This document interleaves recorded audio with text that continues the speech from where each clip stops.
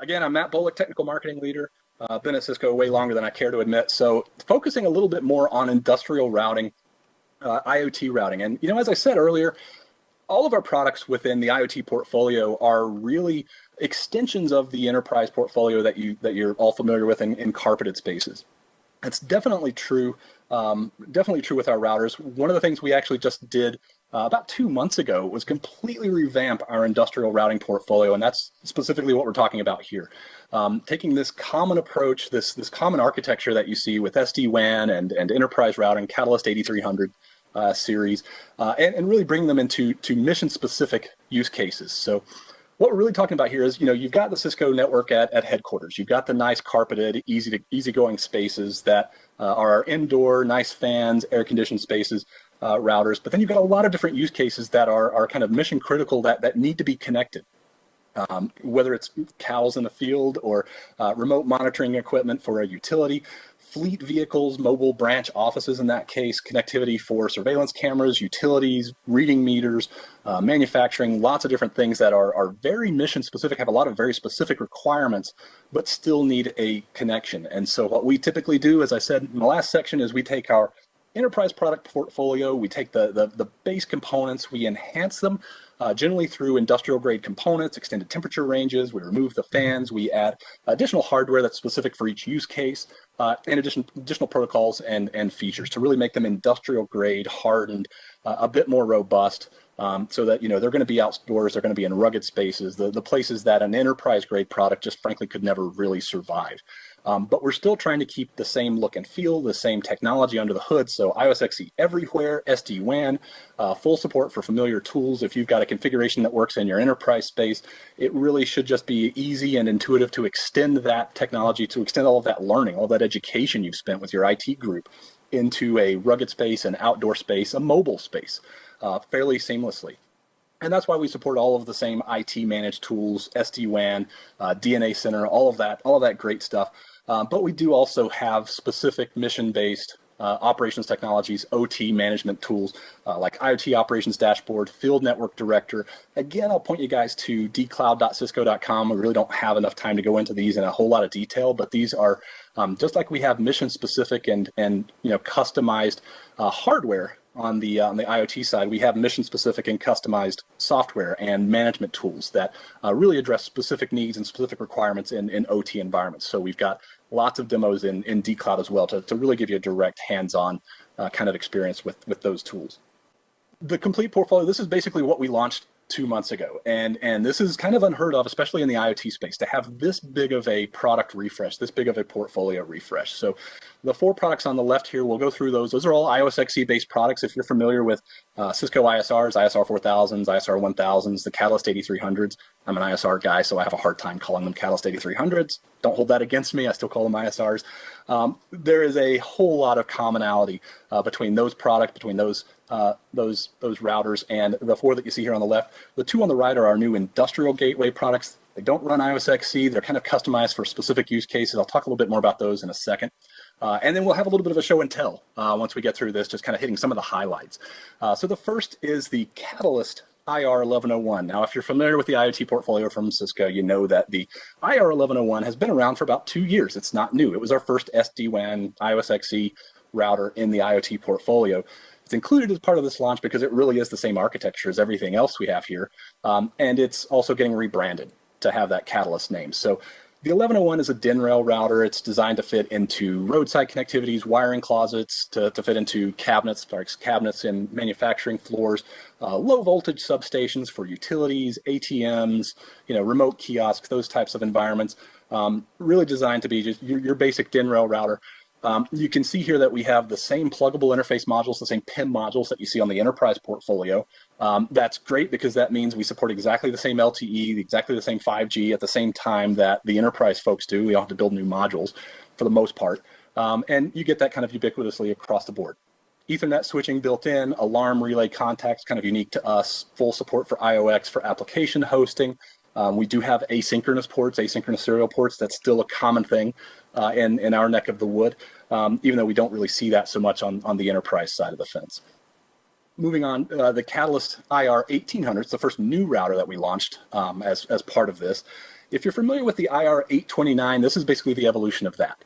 So the IR1800 really is designed for mobile deployments. I wouldn't really call it fleet so much as I would a mobile office. So basically you have a full-fledged branch router designed to be mobile, to be placed in vehicles and trains and rail, alongside pipelines, to really just to fit anywhere that you need it to go.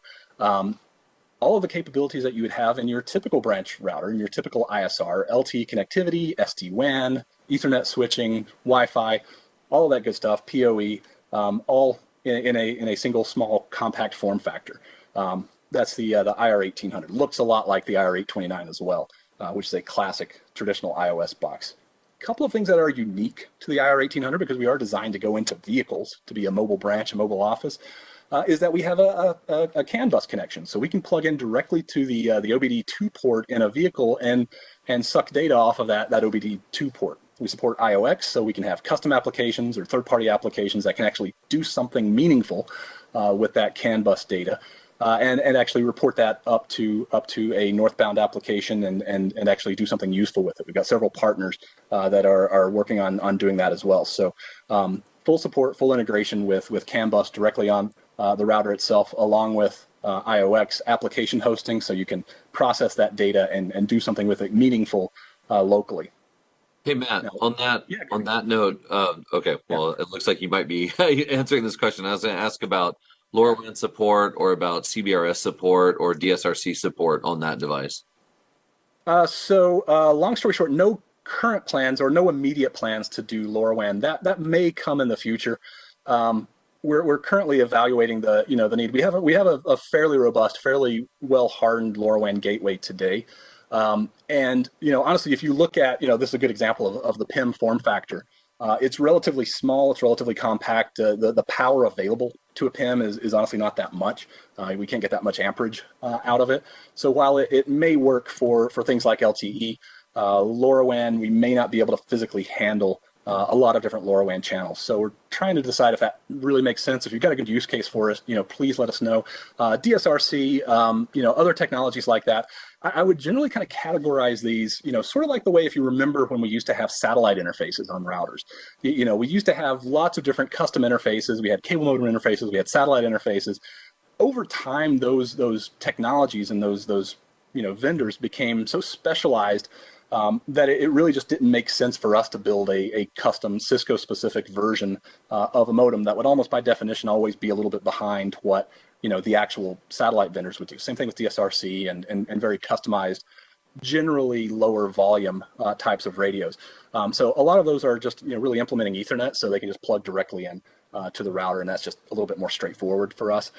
We haven't looked at specifically any of those for the 1800 or really for any of the other routers yet. It just the volume just would need to be there, and frankly, we would have to know that we could do a better job than the other folks that are out there in the industry with that. Yeah.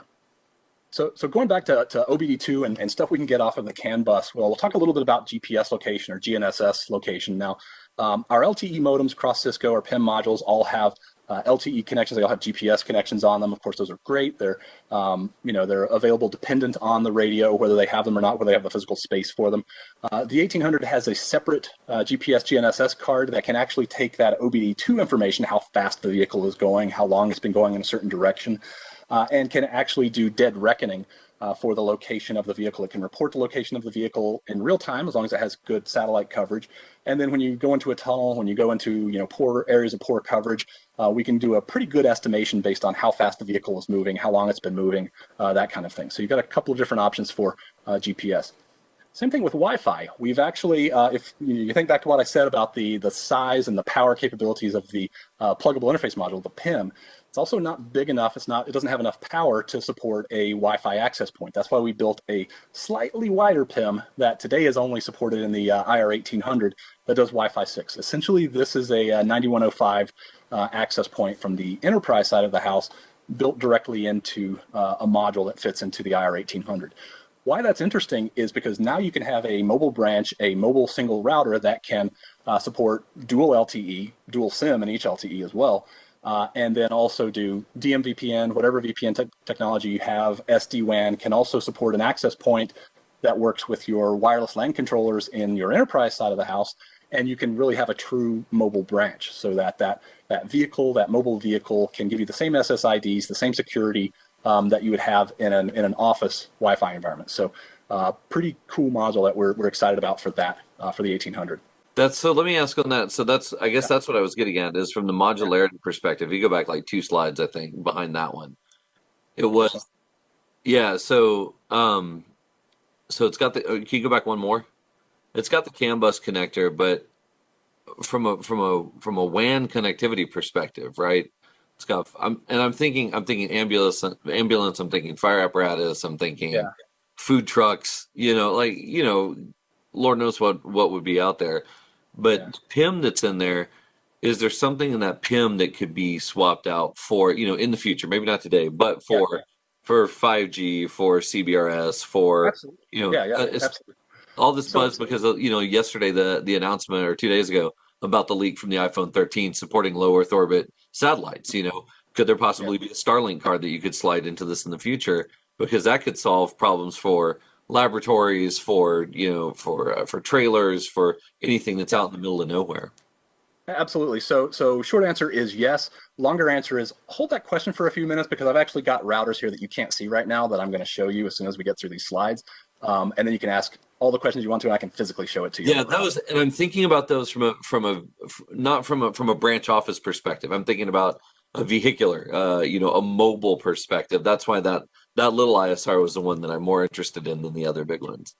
Yeah, absolutely. So let me get back to that when we go to I can actually show you my toy box here, and you can actually see that. The last two IOS XC routers we have are the 8140H.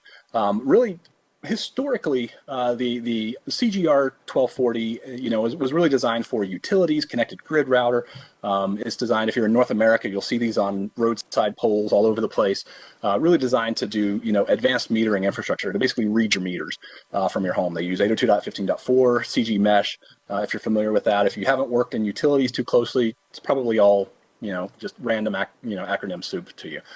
The IR8100 takes that a little bit further. So of course we do still support 802.15.4, CG Mesh, YSUN, but we're also looking to move into connected communities, really a light pole or a pole mounted or a wall mounted router that has everything you'd need in one box. Oil and gas substations, remote locations, connected cities, fully IP67 rated. It's designed to not need an enclosure. It is its own enclosure, has its own battery backup. So if you do lose utility power, you can actually keep online, you can stay online, you can keep connected so that you can troubleshoot why the power went out. We can provide PoE to other cameras, to other access points, to other radios locally mounted on the pole. FirstNet certification, full LTE certification, full support for the same pluggable interface modules we've been talking about. So we'll talk about those when we can get to that. And of course, SD-WAN support, all of the other 9 yards, because this is the same architecture, just in a different form factor, really designed to be external, to be outdoors, to be in a rugged environment. Can you power it via UPoE? You cannot power this via UPoE. No. This is AC only. So no DC. So no I can't put this on a streetlight pole and tap into the power from a streetlight then. Well, your streetlight pole should have AC on it in most locations. But long story short, this is designed to be AC powered on a utility pole, on a wall somewhere, wide-ranging power supply. So it can actually provide DC out or PoE out if you do have another device locally that needs to be powered. So that's an option. But for actually powering the router, no, we don't support DC in or PoE in. Yeah, sorry, this is way too power hungry for that. Couple radios in there. I got you. yeah, a couple radios. The last but not least, as an old ISR guy, the IR8300 is one that I get really excited about, because this is kind of, I don't want to say this too much with the enterprise guys around, but this is the ISR that the ISRs always wanted to be. Really designed for utility substations, oil and gas, transportation. This is your rugged 19-inch, go anywhere, any temperature range type of device. It supports network interface modules, NIM cards. Traditionally, that's T1E1 async serial. We still see that a lot, especially in utility environments. And then, of course, 2 pluggable interface modules, 2 PIMs. So again, we can have 2 LTE modules, 2 5G modules, satellite synchronized timing. So we have a very precise, very highly reliable timing module up there on the top. This is the thing that gets me excited as a router geek at Cisco. This is the first product that brings together the Catalyst switching and the Catalyst routing data plane architectures into a single product. And what that means is that we have both the UADP architecture from the Catalyst switching line, and we also have the QFP, the quantum flow processor architecture from the routing line. So this is the first place that we're bringing those two into the same product, the same CLI, the same management tools to give you really the best of both worlds. So we have a 12-port Ethernet switch, dual PHY, SFP, fiber, or copper. We have Ethernet WAN, and then of course we have PIM and LTE as well. And then finally, of course, no fans, extended temperature ranges. Everything you would want in a rugged, utility-focused router. Is LTE on there? Is that an LTE like for a continuity perspective, like a failover to LTE? Is that type of routing supported in there for like a multi-WAN architecture? Yeah, absolutely. Yeah, absolutely. So with SD-WAN, you can have a single or dual LTEs there. You can use them simultaneously. You can use your traditional routing architecture. You can have a hot standby, a cold standby, or SD-WAN where you're using all WAN ports at the same time. So you can have a primary Ethernet fiber typically connected location, or T1 depending on your location. And then of course you can have LTE either as backup, or depending on the application, it could be primary. We really don't care. It's just a WAN circuit into the router. And are those 4 PoE out pipes right there? Does it have PoE out on it? I hate to keep hammering on it, but everything I do is out in the middle of nowhere. It does do UPoE up to 60 watts, so not a ton of UPoE, not a ton of PoE. I'll take one PoE port. It's all right. and generally, the use case for that, yeah, if you're in a remote substation or remote pumping station, you need an IP phone.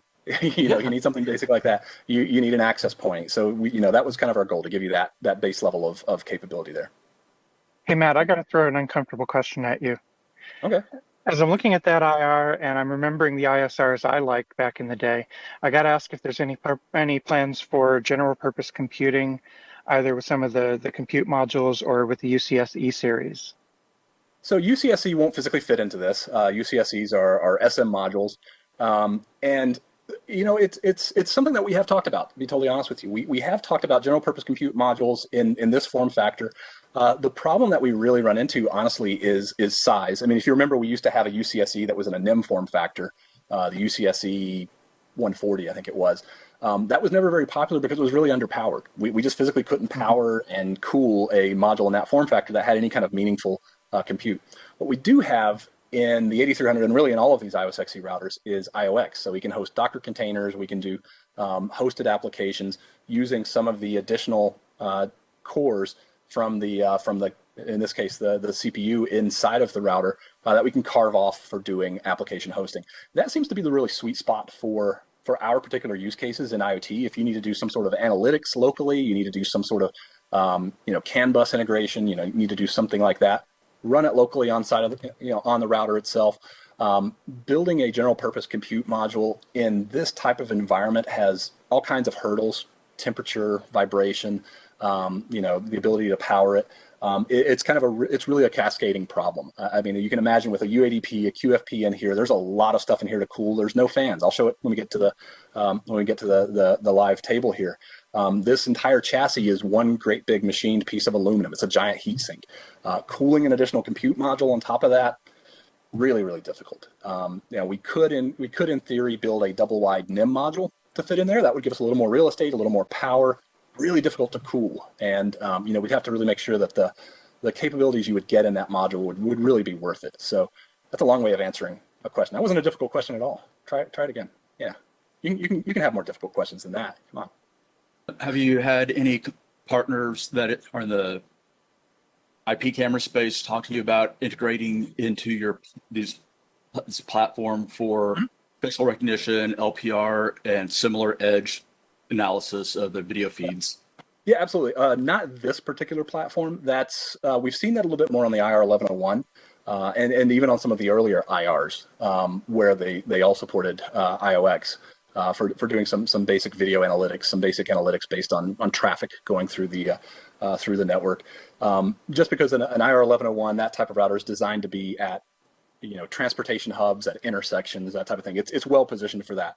The 8300 is going to be in a utility substation. You probably got plenty of rack space. You could in effect put a hardened server there next to it. We might do some basic applications on here with IOX, but when you're looking at something that has as much throughput as this, we're roughly in the 2 gigabits per second of IPsec throughput. You're probably going to want a little more compute power. It's not to say that there won't be folks, but not specifically on this platform. On others, like the 1101, yes, absolutely. Okay, last products here, the IoT gateways. These are not iOS XE based platforms at all. So these run their own custom operating system. They're designed to be completely managed through the cloud, through IoT operations dashboard. They're designed to be plug and play, really scalable, Cat 1 and Cat 4 LTE connected routers that really just connect to vending machines, charging stations, remote kiosks, basically devices that need a connection, some base level of connection. You're not going to be servicing a lot of Wi-Fi clients with this. You're not going to be, you may service some, but you're not going to be servicing a ton. Really low upfront cost, really plug and play. There's no console port on these. You just basically plug it into the network, IoT operations dashboard finds it, and then you're off to the races. Couple of different versions, hardened and non-hardened. Even the hardened version is really an extended temperature range. The indoor version, the white version here, is designed to be in like a drink machine in an indoor environment, whereas the hardened version will give you a little bit more temperature range in an outdoor kiosk, an EV charging station, something like that. So really designed to be mass scale, deployed en masse, and provide you basic level of connectivity, generally wired connectivity, although a couple of these do support Wi-Fi as well, and of course LTE on all of these, Cat 1 and Cat 4. So no future for 5G. This is a base level of connectivity for these guys. Okay.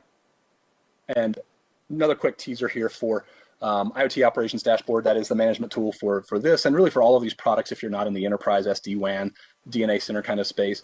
Again, dcloud.cisco.com, we've got lots of demos of these products and more with IoT operations dashboard, really designed to be intuitive. It's very familiar if you're used to DNA center. It has a very similar look and feel and very common troubleshooting tools. So go check that out if you've got some time on dCloud. Last thing that we're actually trialing right now is an augmented reality viewer application. It's currently in beta, kind of limited deployment right now, where you can actually just, using the status of the network, using the status of the gateways, actually use it to look at a vending machine, look at a kiosk, and get the status of the router that's inside of that kiosk, because we know the location, we know the Wi-Fi connections that we're getting, we know the location of that gateway. We can pull it all together and show you an augmented reality version of that. So that's something we're working on. We may end up pushing that out as a formal product later on, but it's certainly in beta right now if you've got some interest there. Routing portfolio positioning, just to kind of wrap everything up. Lots of different versions, variants within this portfolio. The IR1800s, for example, I don't want to belabor that too much, but they have slightly different flavors with different numbers of modules, different CAN bus capabilities. But for the most part, let's stop doing PowerPoint because nobody likes PowerPoint, right? And let's switch over here, and I will just stop sharing so you guys can tell me what interests you, and we will dig into that in the last few minutes here before Steven kicks me off here. So what we've got here, yeah. I was going to ask a real non-expert general question. Given its importance to edge computing and the consumer wave that's coming, how far away do you think we are from 5G being as common as 4G? Do you have any kind of sense of that? Are we talking a year? Are we talking 5 years? That's a difficult question because there are so many different flavors of 5G. If you're asking specifically about something like a millimeter wave 5G, you're far, far away from having that, having that capability multiple years. I honestly don't think, we still see Cat 1, Cat 4, radios out there that make a lot of sense. I think you'll see 5G practically where it makes sense, especially if you need high bandwidth, low latency connections, generally in a fixed location, a non-mobile location. 5G is going to be fantastic. 5G is going to be really great for that, especially if you've got line of sight. If you've got something like an IR8140 with an LTE modem in it, that would be a great opportunity for 5G. If you don't have a fiber connection, you don't have an Ethernet connection to the pole, you could certainly run 5G there. It's not going anywhere. So, and you're going to have line of sight for that. So I think, it depends on your region as well. I think you'll start to see, 5G deployments become a little more common in the next year. When will it become ubiquitous? I don't have a real good answer to that. That's more of a marketing question. As a matter of fact, I'll just pull this out so you can see this is the actual LTE module from the 8140, and you can see we're same record here. We're using the same pluggable interface module here on a hardened carrier here. So when we do have a 5G radio, when we do have a 5G PIM, we just basically slap it on the carrier card, and we have that capability in the 8140, and we have it across this whole portfolio, really. So yeah, it's a little bit of a non-answer there, but I don't have a really good feel for when you will see it. I mean, I think you will certainly see 5G marketed a lot more prevalently in the next 6 to 12 months, but actual 5G deployments when it makes sense, I think. Right. Thanks. So this is the backside of the 1800 here. So you can take a look at it. So yeah, you can see we've got 2 pluggable interface modules. Those are, traditional LTE today. They could be 5G in the future. And then the extra wide Wi-Fi 6 pluggable module as well. And just like on the enterprise side, these are the same enterprise modules for LTE. So each module can have a primary and a backup SIM card. And of course, both modules can be active at the same time. So you can have 2 active LTE connections at any one time, and you can have a primary and backup SIM on each one. So up to 4 SIMs in the module. Hey, Matt, kind of jump the topics here for a second before you run out of time. You mentioned the ability to run Docker on those rugged routers and possibly doing analytics at the edge. Is there any kind of partnership happening there so that people can release apps for your router, so to speak? Yeah, absolutely. Absolutely. So, certainly you can do it yourself. If you want to run a Docker container, an application on your own router, you don't need any certification. You can go do that yourself. Devnet.cisco.com, or actually developer.cisco.com. Sorry. Devnet has tons of documentation, has great code examples, so that you can get all of the tool chains to build your own application, to run it on your own router. We do have a little bit of an ecosystem, a store, if you will, with applications that we've partnered with, that we've tested, that we've kind of certified. You can see that at developer.cisco.com as well. But that's bigger than just this IoT routing portfolio. That's really across enterprise IoT, where we support that same IOX architecture on switches and routers, and even some of our access points now. So it's very cool. Okay. Any specific router in the last couple minutes until Stephen kicks me off that you guys would want to take a look at? I'm more than happy to pull things apart. Like I said, I'm an ISR guy, so this box, that's just dead sexy. The whole thing is a heat sink. There's no fan anywhere on this table. Almost one entirely solid piece of aluminum. I was going to ask about temperature rating on that, and first all about fanless cooling, and then the temperature rating on that one. How hot can that one get? Minus 40 to plus 60 degrees Celsius, and there's a really humbling amount of engineering that goes into that, with getting all of the heat fins and everything built into it. This router has a heater inside of it. Specifically, if you're cold soaked, if you're in a remote northern climate and you're minus 40 degrees, the UATP ASIC, just as an example, lots of different components, really don't like operating at that cold temperature. So we have an internal heater just to warm it up, to get it to the point that it can actually function. And once it's running, it generates enough heat that it can keep itself warm. So, those are all things we have to think about in the IoT world that, myself coming from the enterprise world, we never thought about that. We just put a fan in there or 4 fans and try to make it I'm thinking about solar panel deployments and solar farm deployments for those, and 60 is great. I thought it was 135. I had to Google it. It's 140. Yeah, degrees Fahrenheit. Yeah, exactly.